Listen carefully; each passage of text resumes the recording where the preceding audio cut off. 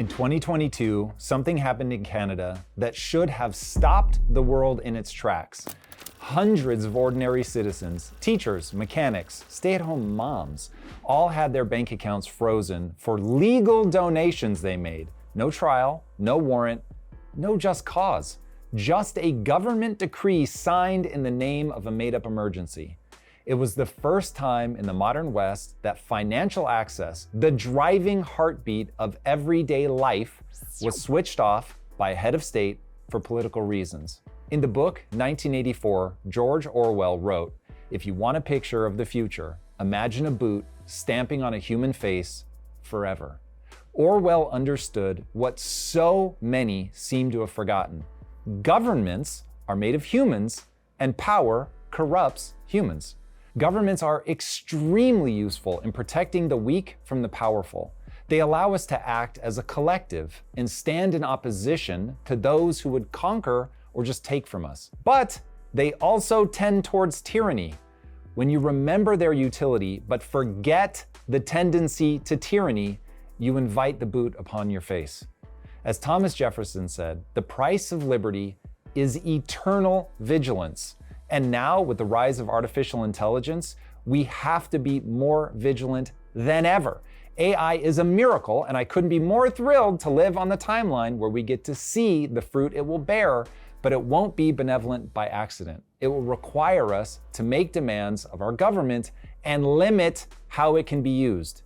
You need look no further than COVID to see how the government will hoover up every bit of power and authority that they can.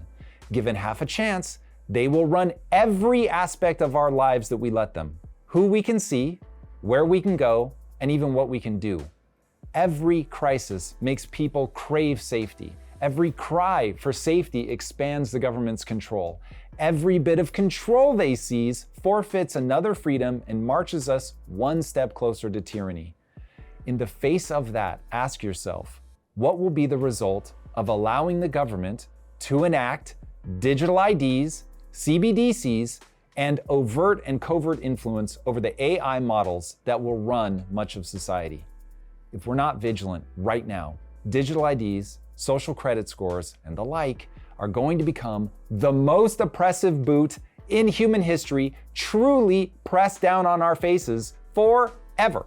So today, in 4 easy parts, we're going to cover what digital IDs really are, why governments the world over are so hungry to implement them, and how you can fight back and make sure the future is as bright and beautiful as we all know it can be. But do not skip part 4. That's the go forward plan. All right, welcome to part 1. This isn't a future problem, it's happening right now. In 2005, Congress passed an unconstitutional law requiring all American citizens to be issued a national identification card. Those aren't my words. Those are the words of U.S. Senator Lamar Alexander while speaking on the Senate floor about Real ID. Real ID is not the innocuous initiative that we're being asked to believe that it is. In a congressional testimony regarding Real ID, the AAMVA, which coordinates closely with the DMV, said that once it's fully imposed, Real ID will be digitized, potentially put on your phone, made real time and remotely accessible, and used to track and control movement, purchases, and transactions. And to quote the Citizens Council for Health Freedom, one of the strongest advocacy groups for freedom in the US, Real ID could become a Chinese-like social credit system linked to a global ID. As they note on their website, the expanding use of biometric and digital ID systems are potential threats to medical privacy, patient autonomy, and individual freedom itself. Real ID opens the door to tracking, profiling, and control over your medical choices and daily life. They also note it is a blatant lie that you can't fly without a Real ID. I know because I've done it. There are, in fact, 15 other acceptable forms of identification. But lying about it, as Kristi Noem has repeatedly done, helps accelerate compliance. As Thomas Jefferson so tragically noted, the natural progress of things is for liberty to yield and government to gain ground. Said another way, It's the very nature of our government to chip away at our freedoms. And they're doing so right now. So you know what we're up against. Let's look at the ways our liberties are being eroded in this very moment. The goal is to make everything digital so that, like those that donated to the Canadian Freedom Convoy, your access to things can be turned on and off remotely, autonomously, and instantaneously to ensure compliance. To do that, your activities need to be tracked, linked to you, and your money needs to be digital so it can be seen and controlled by the government. Enter digital IDs and CBDCs. A central bank digital currency, or CBDC, is government-issued money that exists only in digital form. Unlike the cash in your pocket, every CBDC transaction is recorded on a centralized ledger operated by the issuing bank. Access can be turned on or off instantly, and individual transactions can be scrutinized and blocked. Today, more than 130 countries, representing over 98% of global GDP, are exploring or have already piloted these systems, including the US, and that's according to the IMF. China, that eternal bastion of freedom, is the furthest along with their digital yuan. The People's Bank of China has processed more than 250 billion USD worth of pilot transactions in cities such as Shenzhen and Shanghai. Nigeria has also launched their digital currency, the e-Naira. Early versions required linking a national ID to mobile money accounts, an approach that caused millions of temporary freezes when data didn't match. The European Central Bank is testing a digital euro with limits on how much each user can hold offline, and the Bank of England is studying similar caps for a digital pound. A digital ID system, like Real ID, is the second pillar. It's a set of verified credentials, name, age, residency, and biometrics, a digitization of your physical features so you can be identified by a camera. In addition to what the US is doing, the European Digital Identity Wallet will let citizens log into banks, health systems, or travel portals using a single credential, but it will also allow them to be tracked and controlled. The United Kingdom's Right to Work program already requires employers to verify hires through a government-approved digital check service, creating another choke point. Nigeria's national identification number is already mandatory for SIM cards and bank accounts, and proving how well the system works, according to the Nigerian Communications Commission, telecoms deactivated more than 70 million lines when compliance deadlines were missed. Now, as mentioned earlier, in Canada's 2022 Emergency Act, authorities froze more than 200 bank accounts linked to peaceful support of protest activity. Not even protesting directly, just supporting the protesters, showing how quickly access to funds can be weaponized to force compliance. Even in the United States, large payment processors have occasionally closed accounts for policy violations, and banks have just outright debanked people for having the wrong political opinions. Do you know how devastating that is? And in China, the national ID number forms the backbone of their social credit framework that can reward or restrict loans, travel, or even educational access. Each of these programs are being pitched as being for efficiency and/or security, but in the end, they just offer the government a terrifying and unprecedented level of control. And that's before we even get to AI. If you are hoping that this was all much ado about nothing, because there's no way to keep tabs on everyone, forget that. AI already analyzes billions of financial and online interactions to detect fraud, money laundering, and quote-unquote harmful content, and it's only getting faster and more ubiquitous. All of these systems mature, and as they do, they can pattern match behavior far faster than any human bureaucracy, scoring risk, sentiment, or credibility in real time, and ultimately enforcing the whims of the bureaucracy in real time. And if you don't believe me, just think back to COVID. What insane ideas would have been mandated and enforced by AI in 2020 that by 2025, most people recognize as just stupid or outright lies? It is easy to imagine a near future where AI flags a transaction, say a travel request, or even a social media post for further review. 30 people a day in the UK are being arrested now for things they post on social media. Where does this go in the future? Science fiction has warned us about this many times before. In Minority Report, crimes were predicted before they occurred. Now, just replace the clairvoyant precogs from the movie with AI-driven predictive analytics in real life, and you have a system capable of restricting action based on probability, not even proof you didn't do anything wrong. You just might, so we're gonna stop you. CBDCs also introduce another variable, programmability. A token can be coded to work only for certain purchases or to expire after a certain date. Is it really your money if you don't control it? Look, don't get me wrong, the potential benefits are real. Lower fraud, faster payments, streamlined services, but the risks are massive. A framework powerful enough to watch everything, decide what's acceptable, and automatically block transactions, travel, and even punish unacceptable speech? And just in case you're asking yourself why I'm making such a big deal of this, when we've already handed over so much personal information to companies and the government, consider this. If the government already had this info, they wouldn't be pushing so hard for Real ID. They don't push for information or control that they already have.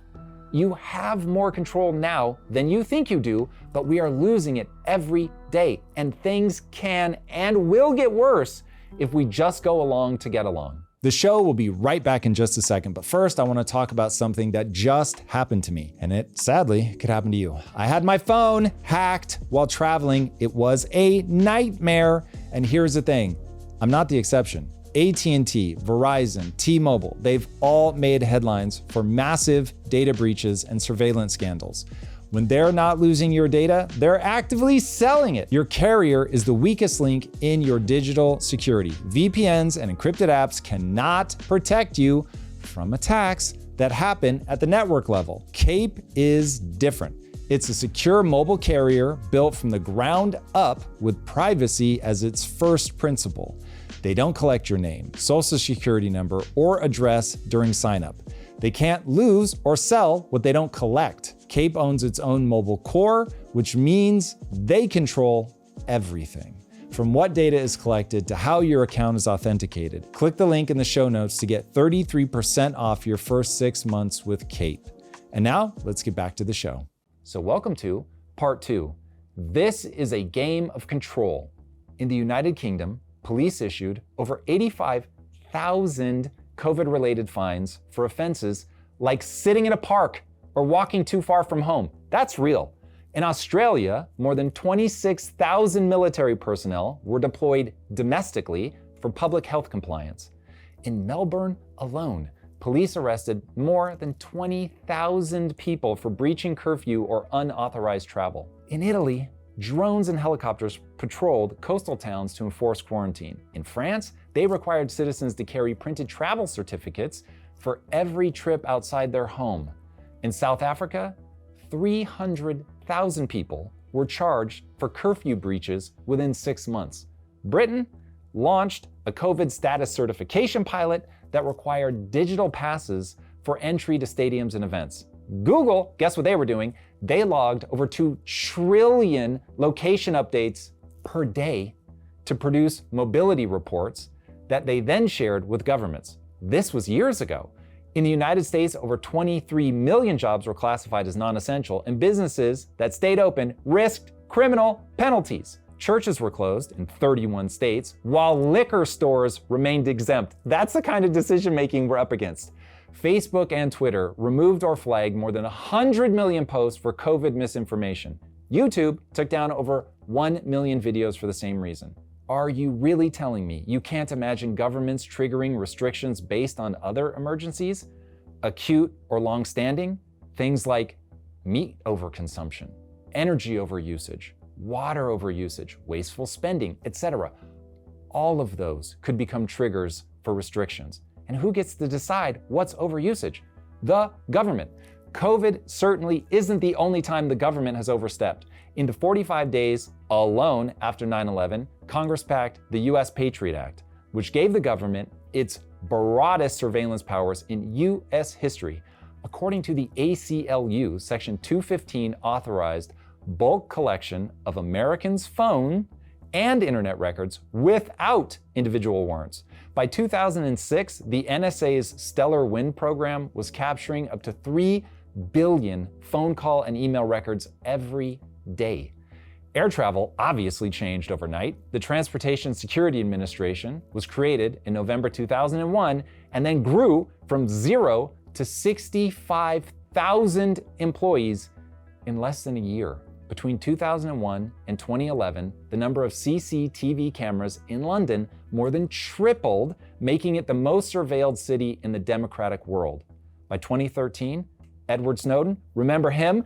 His leaks confirmed that the NSA's bulk collection program had stored more than 200 million text messages a day worldwide. Homeland Security's annual budget grew from $19 billion in 2002 to $97 billion in 2022, even after the war on terror had officially ended. What began as an emergency has become infrastructure, a standing bureaucracy built for crises that is increasingly being aimed at ordinary citizens. And when there's no immediate threat, do you think they fold up and send everyone home? No way.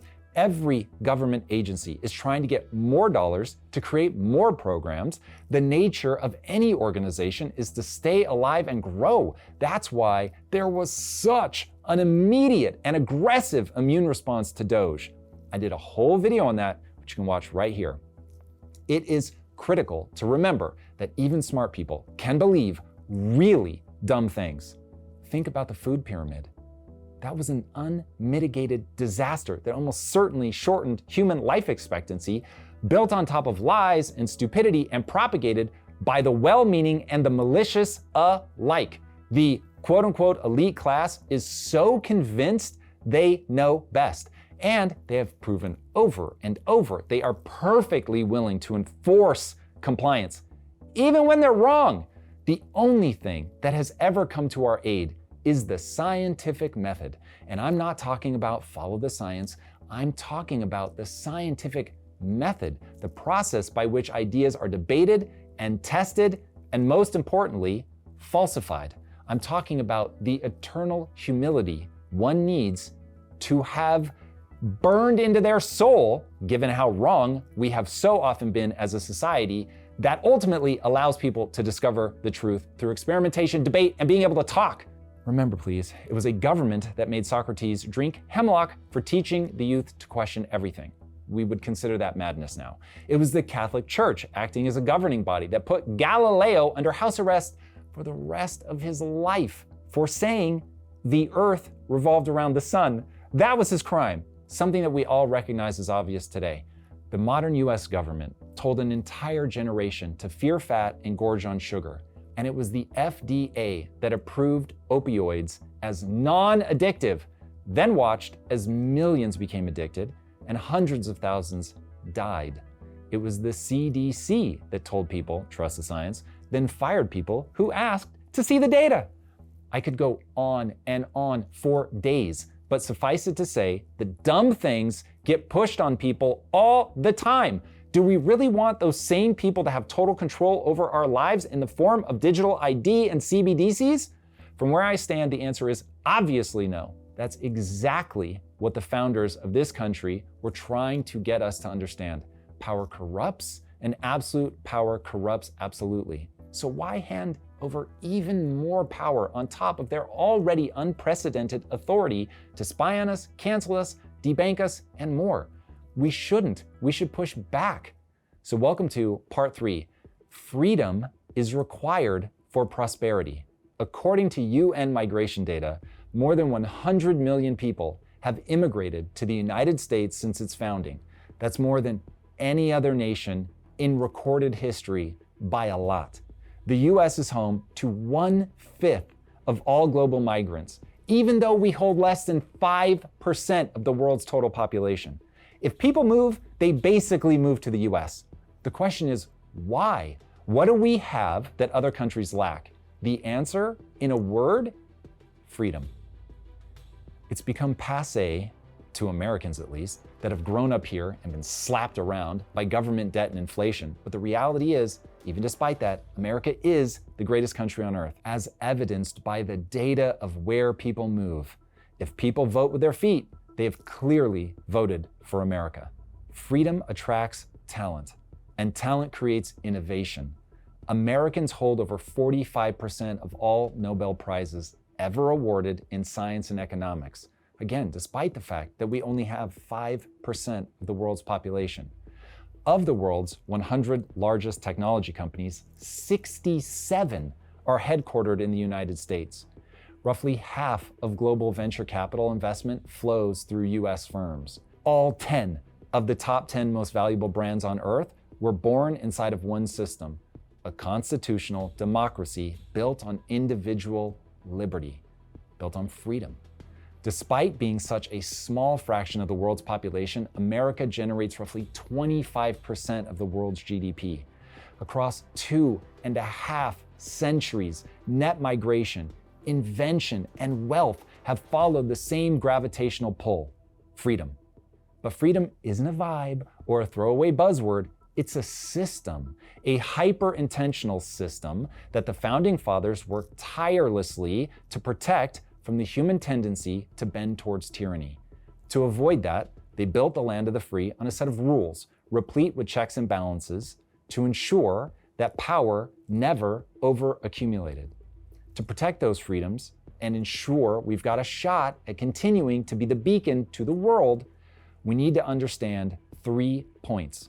1, for freedom to work, we must recognize the individual as sacred. While I'm not religious, I oversubscribe to the fact that every person has a spark of the divine inside of them. We are not drops of water in an ocean. We are not a herd. We are not grains of potato in the mash.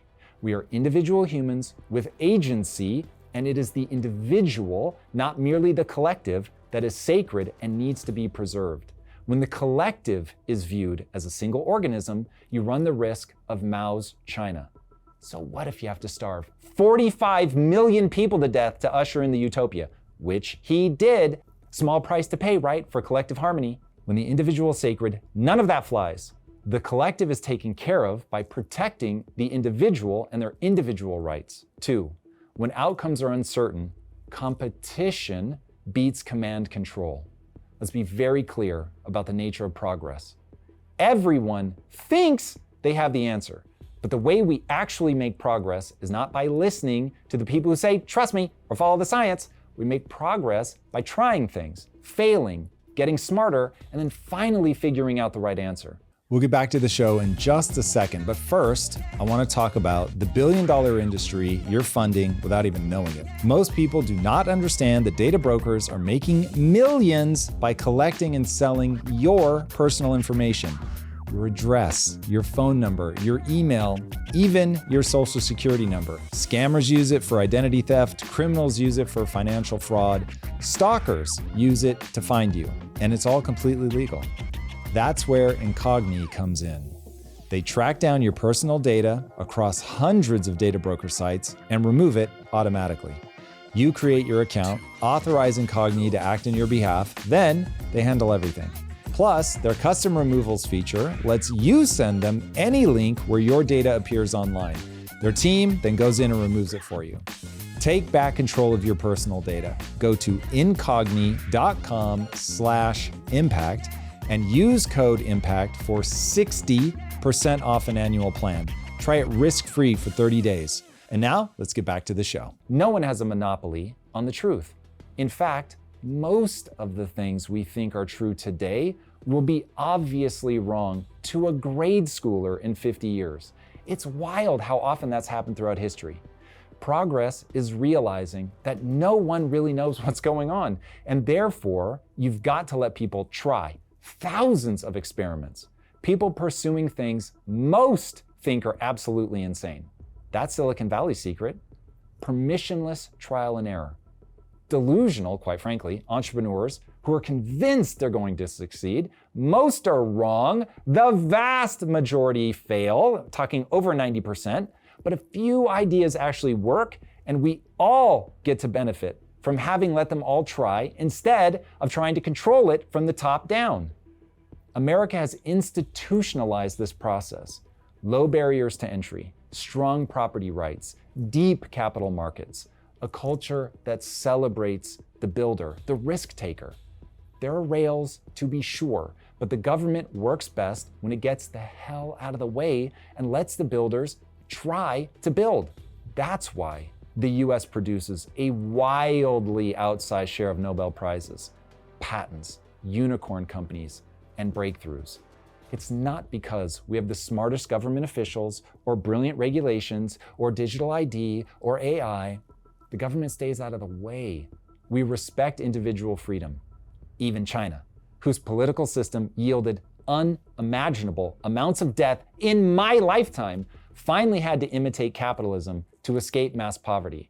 And the result was pulling hundreds of millions of people out of poverty in just 4 decades. It wasn't because central planning suddenly started working. It was because they stopped central planning long enough to let the incredible individuals within their country get to work, run experiments, try things, and have the freedom to experiment and be wrong.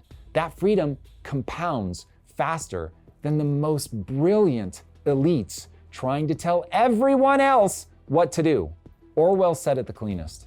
Freedom is the freedom to say that 2 + 2 makes 4. I know that sounds silly, but as we've covered, there have been plenty of times in history when people were literally killed for saying true things. And the ability to say things, even things everyone else thinks is wrong, or stupid, or even evil, is exactly what's necessary if you want the freedom that brings all of the other prosperity.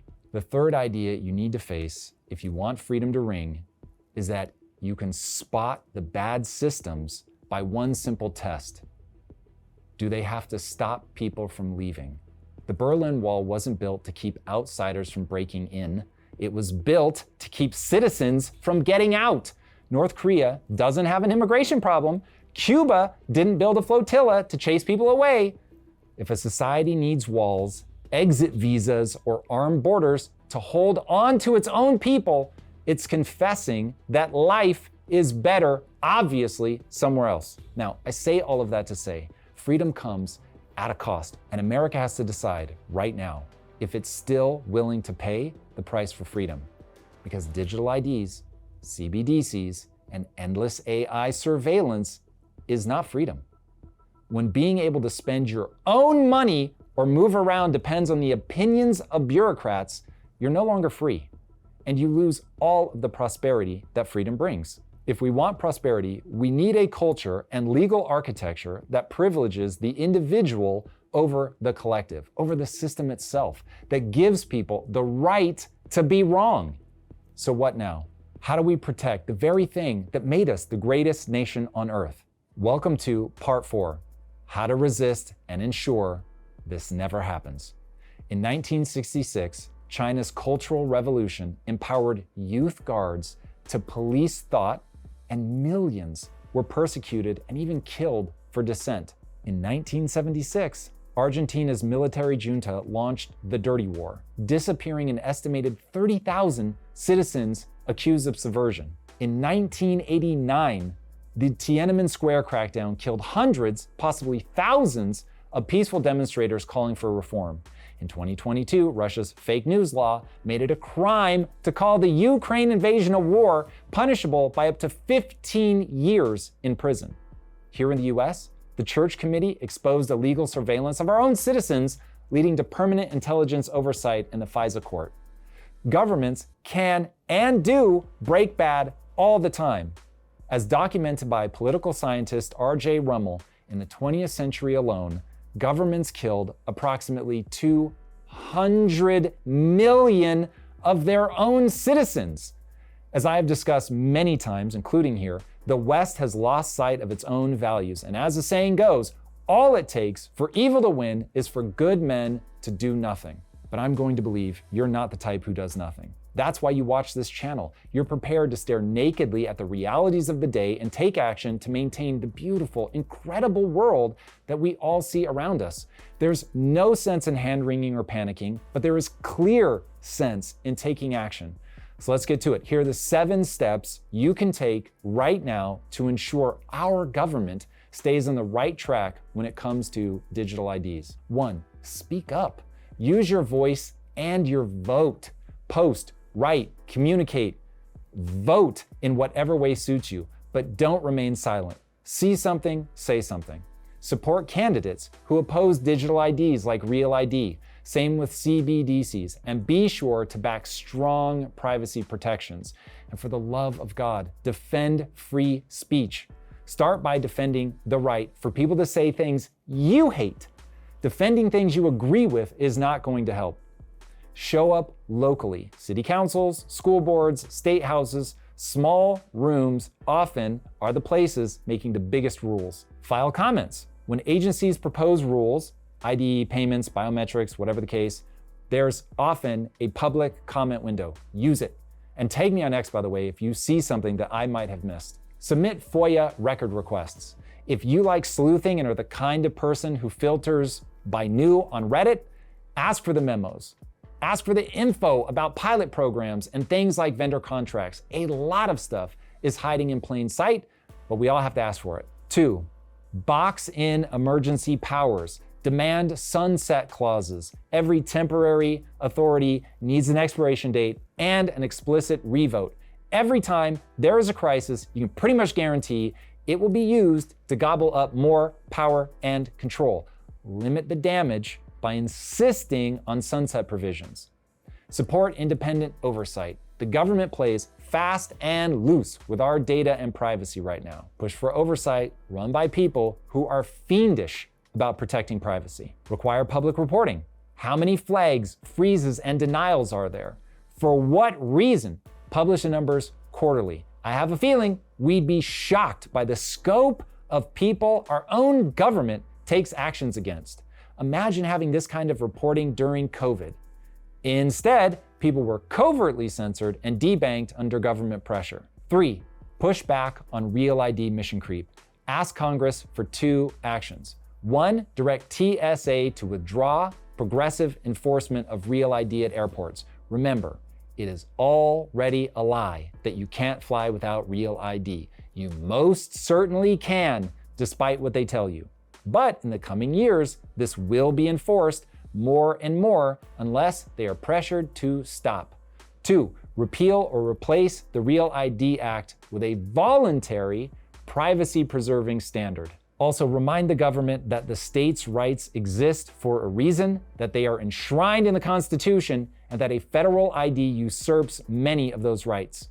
Insist on opt-in, no biometric default to identification cards, and data minimization in any state identity system. The 4th thing that you should be doing to ensure that we fight back against digital IDs and government scope creep is to draw a bright line on CBDCs. Take a hard stance. No programmable currency that can track, score, expire, or geofence private transactions. Back bills that prohibit CBDC mandates and preserve good old paper cash as legal, usable tender for all debts, public and private, including taxes. 5, build financial sovereignty.